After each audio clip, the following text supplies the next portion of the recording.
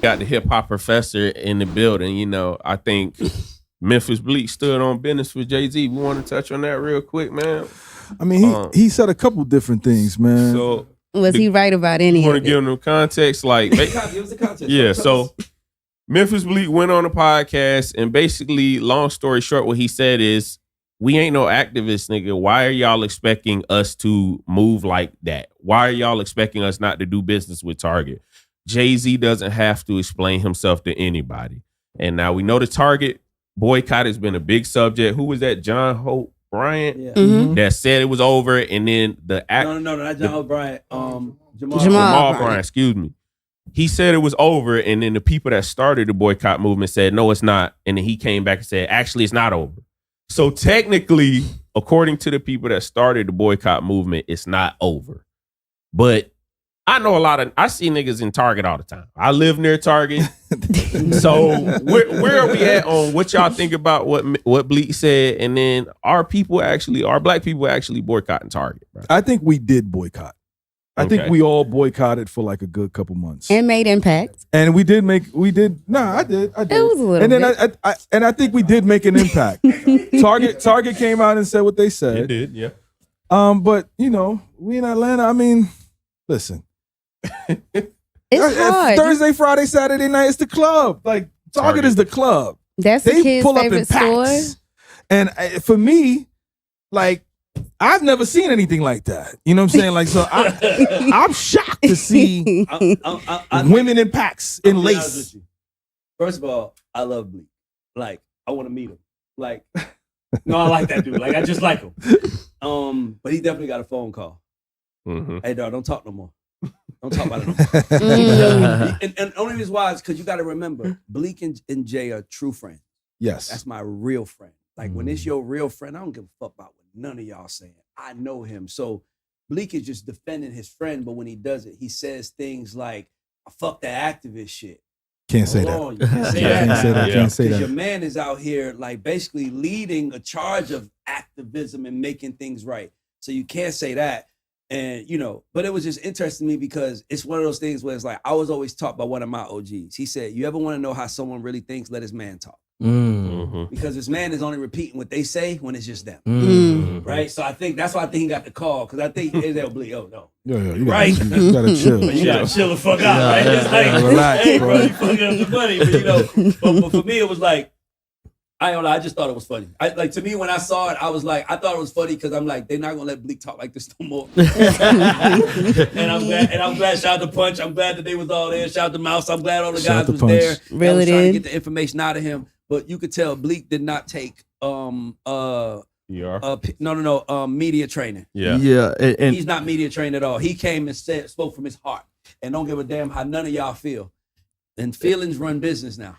No, that's real. And to be honest with you, as far as Jay-Z go, you know, with great responsibility, I mean, with great success comes great responsibility, right? Mm-hmm. So with great power comes great responsibility. And at the end of the day, we are the people that put you in that position, right? So we the people who went out, supported you. We the people who went out, bought the albums. We the people who listened to all the albums, buy concert tickets. We are the people that make you who you are. Correct. So it can't be, like you said, Bleek can't go on there saying F activism and we ain't on that. And the one where he said, we're outside selling crack, you know, why we got to explain to you what we're doing? Yeah. Describing how they do business, that's the one where it's like, definitely. Like you ever seen a video where it's like a picture of Jay-Z and the whole crew looking at cameras, looking at the TV, and then after he said that, they looked at each other. Like, it wasn't wrong, it was just, hey, bro, he don't have nothing to lose, so he stood on his business. I loved it because I feel like that's who they really are. And somebody just finally said it. People have gotten on me, guys. People have gotten on me. There's people who don't like me because I say I don't think there's a difference between Trump and Jay. Yeah. Right? I don't think there's a difference. Like Bleek can easily be one of Trump's minions. Like, and we don't care. It's like it's the same concept. It's like when we are doing what we doing, y'all need to look the other fucking way because we are those boys. Mm-hmm. And don't get me wrong, it's worked. It's always worked. But now because media is not TV. Because everybody has a camera and everybody has a microphone. Yeah. you're gonna get questioned differently now. It's like, and when I saw Van Lathan kind of like go into it, because I was like, it was funny to me. I listen. I'm a funny dude, so I would listen with the funny. But when I saw the crack, we got to tell you who's selling crack. What? All the sponsors calling Jay. Yo, hey, what's going on? And Jay-Z said no. What he said? Hov sold crack. No, what he said? Hov did I told you so crack. No, Hov did that. So hopefully you have to go through that. Bleek is putting energy in, like we still out here getting it. So it's like we know what you meant. Yeah, it's like you gotta be careful. And never underestimate how dumb your not dumb your sponsors are, but how clueless they can be. Audiences. Yes, the audience. Yes. Like the audiences. Yes. Because the people don't care. They just don't want the audience to be mad. But that was the first time I was like, I know for a fact. You listen, guys. The Cowshe and the Poly Market. I wanted to bet money. I put money $100. He got a call. Memphis Bleek. No, he ain't gonna talk nothing about. If somebody asks about Jay-Z business again, he gonna say, "Don't ask me about that." Do y'all want to go ahead and just jump into Desiigner getting arrested? I got the breakdown on this, and he got arrested where I used to live and go to school at. So I'm like, what the hell was he doing down there? In North Carolina? In South Carolina. South South Carolina. So Desiigner, for whatever reason, he has been in Myrtle Beach, South Carolina. He's from Brooklyn. He has a baby mother, so I guess that's the reason he's down there. It ain't really much going on for rappers down there. So I'm like, what the hell is Desiigner doing down there? But we knew in March 2023, he got arrested for a domestic violence situation with his baby mother. Threw her on the ground, all this stuff happened, and he bonded out. Now here it is, July, and he got arrested for the same exact thing. He apparently was over taking some TVs off the wall where they live, and then he took a hammer, smashed her phone so she couldn't call the police, threw her purse into the next neighbor's yard, chased her with a hammer, started beating the neighbor shit up with the hammer. Oh, come on. And then he got arrested yet again. Sound like a crash out. So, and let's out. not forget some additional context on Desiigner. In 2023, he had the crazy situation where he was flying back from Tokyo and he was handling his business with himself on the plane. Yeah. So he's got a lot of shit going on. So I just want to know, this 2 arrests in the last 3-4 months. So what do y'all think? I just think that he might need therapy. Shout out we got the same lawyer, Bob Celestin. That's my guy. Shout out to Bob. And I just think that somebody at some point needs to step in and get him some help. I think the Tokyo situation was the first red flag. Now this domestic dispute it's a pattern. is a pattern, and it's another red flag. And the people that care about him, that have done business with him, should point him in the right direction. I've met him a couple times through Bob, right? But I just feel like, at this point, somebody has to step in and guide him in the right space. How does that actually happen, though? Like, I could tell you. Here's how it happens. You're 19. You make a hit record. Mm-hmm. The peak of your life is when you're 19. Think about that. Like, now you're 19. Now you're at the peak of your life. And now you have money, you have fame, you have all this stuff going on. And all you're trying to do for the next 10 years is hold on to that shit. mm-hmm. Not lose it. Yep. And then, but the one mistake that a lot of us men make this mistake. If you are a man on a journey and you're trying to figure out life, and there's a lot of men doing that right now, you should not be in a relationship. Mm. And the only reason, a committed relationship, a living relationship, the reason why is because you're trying to get to know yourself, and she's trying to get you to be what she needs you to be. And those things can eventually clash. Right. Yeah. Mm-hmm. Right? Because another thing, she might have grew up in a household where daddy didn't scream. You might have grew up in a household without daddy. Like, it's just all these layers happen, and then all of a sudden, you just think they playing with you. You feel like it's all done. The part that bothers me about Desiigner is like, I look back at his draft night. That's how I see it. Mm-hmm. It's like in sports, right? It's like y'all was with John. So y'all was, even now, John don't live in Atlanta. Vince Phillips is still here. You still got somebody, Cersei is still, you still got people to call, right? Desiigner was drafted by a whole lot of people who went about their life. Yeah. And they made money, and he made money, and they left him there. They forgot he was a 19-year-old kid that didn't know no better. Yep. So now he's a 30-year-old man that peaked at 19, and has a woman, and now imagine, I mean, she could just say some shit to you like, that's why you ain't shit like you used to be. Where's the hammer? I'm gonna break this one. It's like, but then if you can't take to hear that, you probably should be in a relationship, because a woman will hit your pain points when she wants to piss you off. So I'm speaking to Desiigner like, if you was my son, hey, you do not have time for a woman until you know who you are and how you'll deal with it. It's like, you shouldn't be in the streets until you know who you are. You shouldn't be in a relationship either, because the streets and relationship is just the same. The streets it's no different, because all she got to do is say, you try to do something to you, it's over. Yeah, it's like unless you go get help, and then you can't ever yell in public again. You can't get mad at your chicken. No, you got two. We got two things going on here. The first, for me, the first thing is domestic violence is never okay. Never. I don't care what the situation is. I don't care what's going on. That's never okay. Number two, Ray, he probably has no choice but to live with that woman. Right, so you got to remember he peaked at 19. You say 30 now. That money done dried up. Them shows ain't coming. I mean, I don't know, but I don't remember the last time I seen Desiigner performing live. On a flyer, or tour, or show, or flyer, or even a song. Right. You know what I'm saying? So he probably has to live with her for support. So that's probably frustrating. You know what I'm saying? Oh, and then number two, he's going through an identity crisis right now. I don't know if y'all remember, but he came out sounding like Future. Yep. Yeah. And then not too long ago, he just came out with like a freestyle, like he rapping like he can really rap, like he's Mickey Fact, like you know what I'm saying. I thought he was rebranding himself. And to be honest with you, it wasn't bad. It was it was actually decent. It was good. It was good. It was pretty decent. You know what I'm saying? Even the comments was like bigging them up. So, but without a machine, without that backing, like Ray said, without people behind you and in your corner, it could be hard to like push that out to people. You know what I'm saying? Let's talk about this for a minute. I always say this: if you live your entire life in the freezing cold, you lived and died in the freezing cold. Mm-hmm. You lived and died happy. Yep. Yeah. I know where you're going. The minute if you get 2 years of spending it in the heat. Woo. That cold hits you way different. You don't want to go back. Now, take that in consideration. Now, imagine making millions. Diamond record. And now, all of a sudden, you're trying to figure it out. Everything triggers you. Oh, yes. Yeah, everything nigga, they ain't got, if you go in the grocery store and they ain't got your box of cereal you want, you like, y'all motherfucking playing with me. Like, I know y'all got Captain Crunch in this motherfucker. You start thinking that the world's again, because it's like, what is, I know how y'all treat niggas when they hot. Yeah. This is not how you treat people when it's like, no, bro, you felt it. So another thing that Desiigner has to deal with is that the gift and curse of having success. Yep.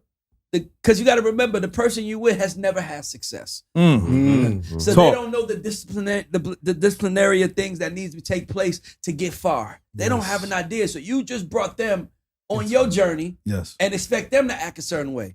It's the blind leading the blind, bro. And I love Desiigner. Desiigner, you can hit me. Desiigner calls me. That's my little bro.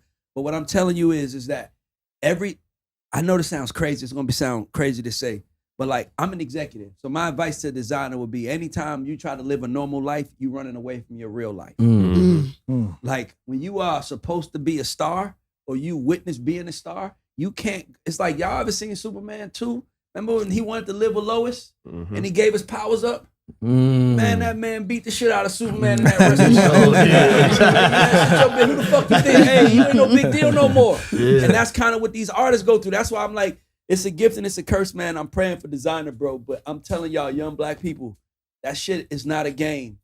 You chasing success. It's hard. It's already hard to chase it. But the hardest part after chasing it is keeping that shit. Yep.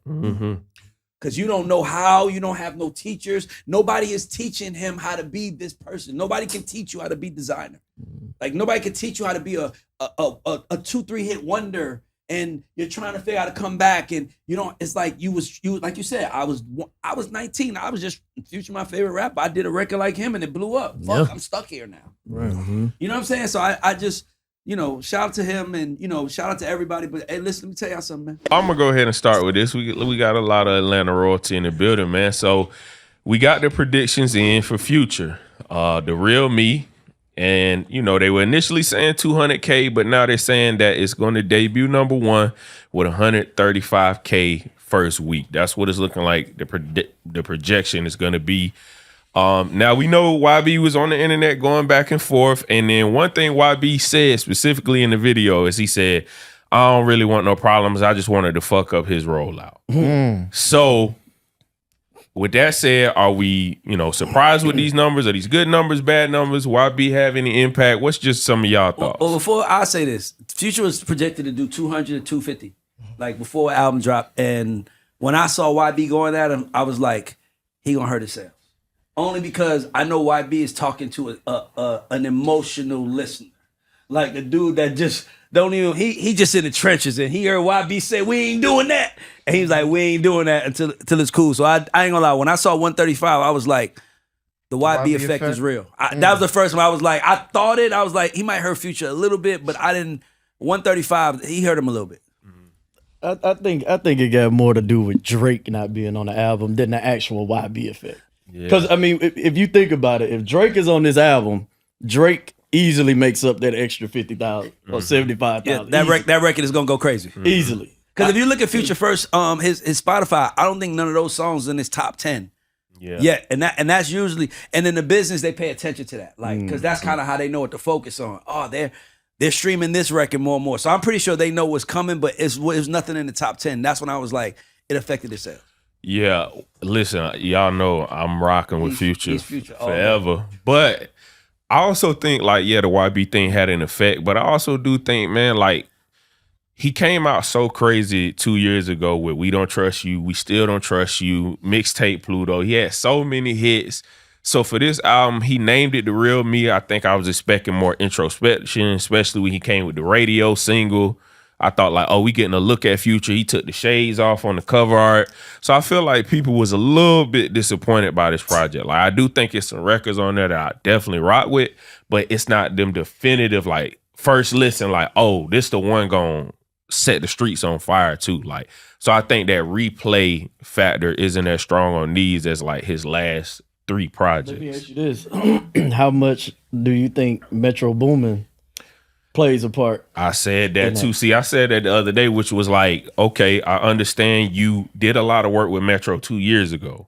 So maybe you like, maybe I need to take a break from Metro. It was a lot of Wheezy on this. It was a little bit of Southside on there. But like at the end, he gave us one with Will a Fool.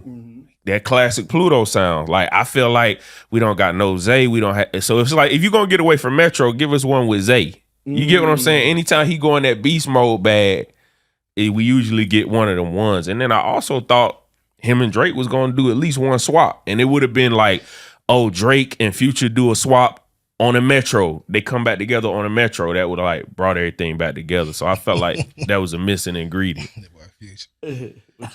Future pulled it as our own 6. Oh. Hey, so put me on your album. You working on your album? Yeah, put me on, put you on my album. Are you working on your album? Yeah, put me on my album. You working on your album? Yeah, put on my album. Not for Future say anything? Future say, I don't want no album. Has anybody heard Rick Ross's album? I wanted to ask this question. I wanted to ask the hip hop professor a question because this is serious. Yes. This is serious.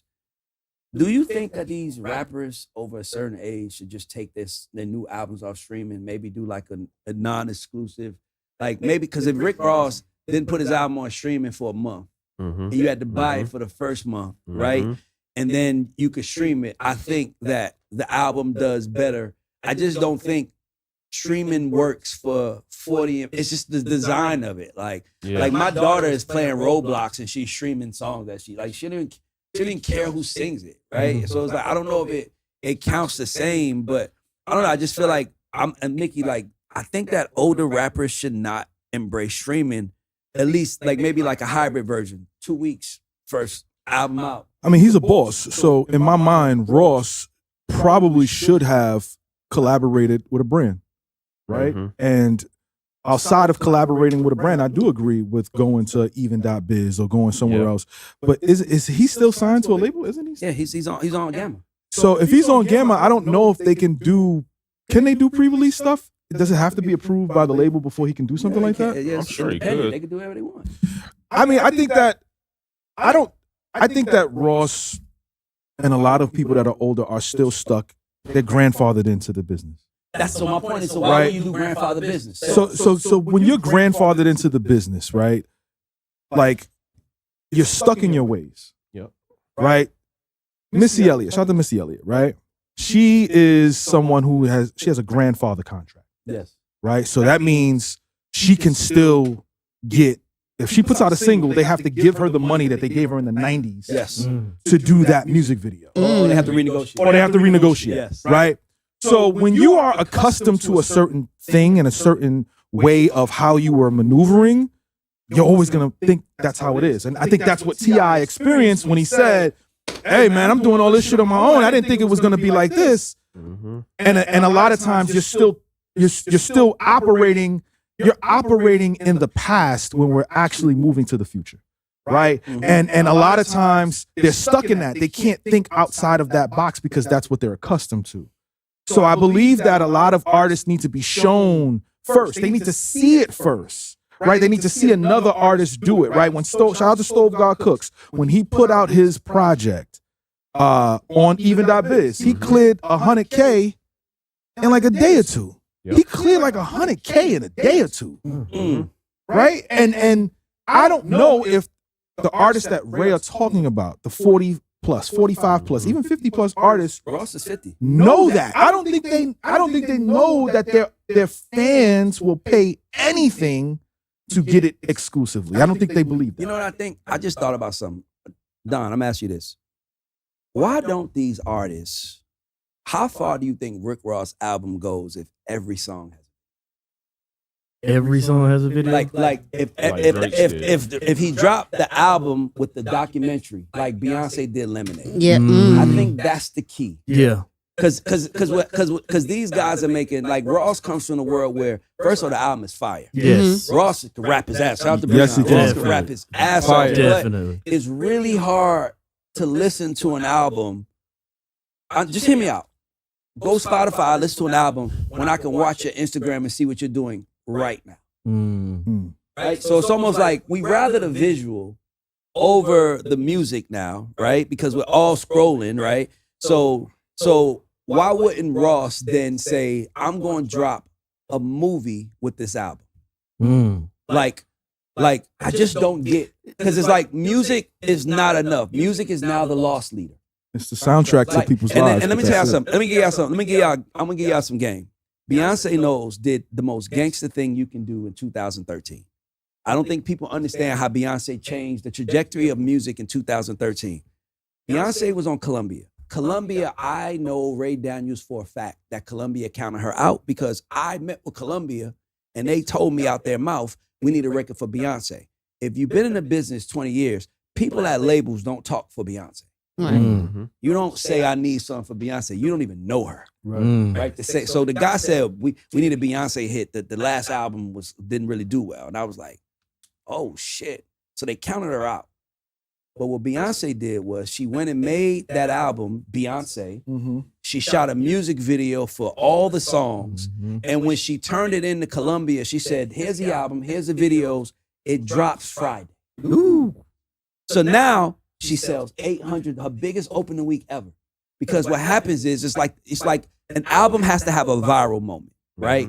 A viral moment where you drop the album and we're all talking about it. Like, and I remember Beyonce Lemonade specifically dropped on HBO, right? Ross can make an album for this, a movie for this album, put it on Tubi, put it on YouTube, and now we might be more interested in the movie because it gives us more context than having to listen to the music, and you control it, right? You can't control everything that happens around you. So I'm only asking this because I'm like, there has to be a way for artists, new artists, or artists that have been here to reestablish themselves. And I don't see it as just dropping an album. Mentioning academics, and there's lots of new music. We have Tory Lanez, Lil Baby supposed to be dropping. He just dropped that Dead Fresh with Pharrell. That's Right. fire. That is fire. Academics, he basically said that Lil Baby is gonna flop. You're not hot right now. You have no buzz. Wrong. You just talk about dropping music, like you need to get yourself hot. Like the trendsetter was okay for what it was, but we don't care. It's basically what He's academics biased. saying. I'll tell if Lil Baby called me. See, here's my frustration with the business. Black people are the only people that play the "What have you done for me lately?" We're the only group of people that's expected to win every time. Every time. Lil Baby can do a documentary on Lil Baby walking through Oakland City. Yes. It'll change your perception. Lil Baby do a documentary of Lil Baby and what he mean to Atlanta. It'll change. See, here's the problem. Everybody's competing with music. Meanwhile, you're competing with music, Lil Baby, to a nigga that gets on camera and talks for 6 hours a week. Yep. You drop one song that we hear. He's talking about it every day. So it's like it's hard to beat those guys. So when you Lil Baby, you don't have to get hot by making a song. Just talk. Just talk, nigga. Just tell the world who you are. You Lil Baby, bro. And Academics is playing the game with you because he's really trying to make you fight him in the middle of the street. Crazy work. You ain't got to do that. Hey, bro, drop a documentary showing you who you are. Let me tell you something. Sometimes when you argue like who the biggest artist in the world, right? And then you see that visual of Michael Jackson walking and there's 100,000 army men behind him. You be like, until Kanye or Jay-Z or anybody does that, move with the military, like you're not as big as Michael Jackson. So sometimes, baby, you gotta just remind, because Academics is in his house, in his basement, going dumb on you. He's sending out bombs from the basement. He needs to get somebody like us or a podcast or anybody that does this for a living to go against him. That's what should have went. That's what I want. But no, you're right. You're right. Like he just, Lil Baby, bro, you don't got to make another song. That's what everybody black do. Do you see Billy Joel making another song to improve his significance? No, they just dropped a Billy Joel documentary. Or the greatest hits. Do you see Earth, Wind, and Fire trying to tell you the importance of Earth, Wind, and Fire? No, they just dropped a documentary. What I'm telling you is that, dog, you have a career, you have history. Drop a documentary on how you changed lives in Oakland City. Yes. Like, you got to have other talk voices. What we spoke about it last week. Yeah. You got to have talk voices for you. If you don't, you screwed. Because I don't think the rest of the world really realize like how big of a deal Lil Baby is right here. So in the South, he should showcase that. Like, how much respect he got, bro. Yes. Bro, he got respect like he a 50-year-old man in the city. Yes. You show that. And then the world is like, stop. It's like with Jay-Z, dog. Learn from Hove. Jay-Z does not speak. He saw the general population trenches talking shit about him. He sent Bleek. Bleek shut everybody in the room. Now what? You know what I'm saying? He's like, you gotta have, like, baby, you gotta have somebody. And I heard he got Hood and Kanye with him. You gotta have somebody who is like, y'all don't know that Lil Baby is the king of the city. It's like you need, because it's like right now the only person saying stuff about you is Ack, and it's not positive. So you gotta have some shit out there. You gotta draw the line. Facts. 100% agree with that. What else you got? Okay, let me say this one thing. Here's an interesting take, and I really want to get y'all two and your opinion on this. I'm just curious. So we talk about Lil Baby, who was out of jail, who was making records, who's running the streets, and they're saying he has a music problem. Meanwhile, Tory Lanez is in jail and dropping music and doesn't have a music problem. How the hell? I'm asking, like, how does that work? So Tory Lanez understood the internet. Yes. Before jail. Like, I have a freestyle video in 2008 with Tory Lanez comment on there saying Tory Lanez is the future. Before anybody knew who he was. He understood that I have to be here to make this work. So he figured out how to record in jail. He figured out if I continuously release good music and do it, my name will continue to be in the algorithm even if I'm not there. And his back was against the wall from that perspective. I'm not from Atlanta, so I don't know a lot about Lil Baby's stance here. But I feel like Lil Baby is more of he's a street guy, legend, right? Allegedly. So he's thinking about, okay, I got to get myself hot again. Whereas Tory is like, I'm going to remain hot. Yes. Because I'm going to continuously do what people want from me. And what Ray is saying, Lil Baby needs to give people what people fell in love with Jeezy for. Yes. What people fell in love with Gucci for. Yes. What people fell in love with 50 Cent for. Like Smack DVD kind of thing. Smack DVD was mini documentary. Yes, That's what Cardi did. It made you see them in different light. Yes, I'm telling you. So that's so and the music needs to be the soundtrack to the documentary. Tell them.